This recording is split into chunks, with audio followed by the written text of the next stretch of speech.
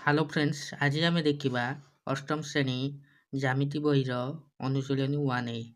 ତେବେ ପ୍ରଶ୍ନ ନମ୍ବର 1 ରହିଛି, ପ୍ରତ୍ୟେକ ପ୍ରଶ୍ନ ପାଖରେ କେତେ ଗୁଡ଼ିଏ ସମ୍ଭାବ୍ୟ ଉତ୍ତର ଲେଖାଯାଇଛି, ସେଥିମଧ୍ୟରୁ ଶୂନ୍ୟ ସ୍ଥାନ ପୂରଣ କର। 1 ନମ୍ବର ଆଇ ଦେଖିବା, ଗୋଟିଏ ସରଳ ରେଖାରେ କେତୋଟି ବିନ୍ଦୁ ଥାଏ? ତେବେ ଆମ ଗୋଟେ ସରଳ ରେଖାରେ ଅସଂଖ୍ୟ ବିନ୍ଦୁ ଥାଏ, ଅପସନ୍ ନମ୍ବର ସି। ତେବେ ଡବଲ ଆଇ ଦେଖିବା, ଗୋଟିଏ ରେଖାଖଣ୍ଡର କେତୋଟି ପ୍ରାନ୍ତ ବିନ୍ଦୁ ଥାଏ? ଗୋଟିଏ ରେଖାଖଣ୍ଡର 2ଟି ପ୍ରାନ୍ତବିନ୍ଦୁ ଥାଏ।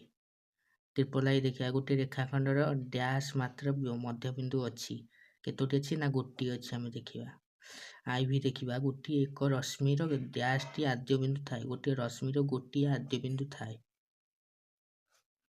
ପ୍ରଶ୍ନ ନମ୍ବର 2, ନିମ୍ନ ଉକ୍ତି ଗୁଡ଼ିକ ଠିକ୍ ଥିଲେ ସେଥିମଧ୍ୟ ଠିକ୍ ଚିହ୍ନ ଦିଅ, ଭୁଲ ଥିଲେ ଭୁଲ ଚିହ୍ନ ଦିଅ। 2 ନମ୍ବର ଦେଖିବା, 2 ନମ୍ବର ଆଇ, ସରଳ ରେଖାରେ ଅସଂଖ୍ୟ ପ୍ରାନ୍ତବିନ୍ଦୁ ଥାଏ, ଏଇଟା ଠିକ୍ ନା ଭୁଲ? ତେବେ ଆମର ଏଇଟା ଠିକ୍ ହବ। ଏକ ରଶ୍ମିର ଗୋଟିଏ ଆଦ୍ୟବିନ୍ଦୁ ଥାଏ, ଏଇଟା ବି ମଧ୍ୟ ଠିକ୍ ହବ। ଟ୍ରିପଲ ଆଇ ଦେଖିବା, ଗୋଟିଏ ରେଖାଖଣ୍ଡର ମାତ୍ର ଗୋଟିଏ ମଧ୍ୟବିନ୍ଦୁ ଥାଏ, ଏଇଟା ଠିକ୍। ଆଇ ଭି, ଏ ଓ ବି ମଧ୍ୟବର୍ତ୍ତୀ ବିନ୍ଦୁ ପି ହେଲେ ଏହା ଏ ବି ମଧ୍ୟବିନ୍ଦୁ ହେବ। ଆଇ ଭି ଦେଖିବା, ସଲ୍ଭ କରିବା। ଏ ଓ ବି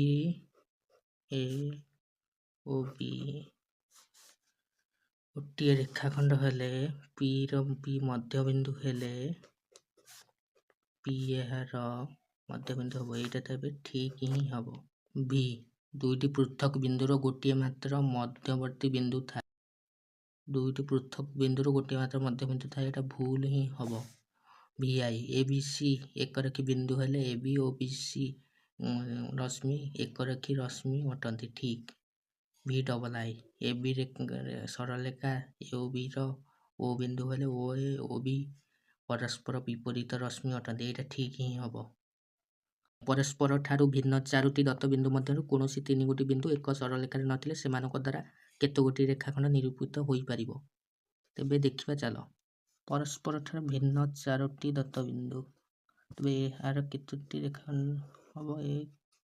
ଇଏ ହେଇଯିବ 2, ଇଏ ହେଇଯିବ 3, ଇଏ ହେଇଯିବ 4, ଇଏ ହେଇଯିବ 5, ଇଏ ହେଇଯିବ 6।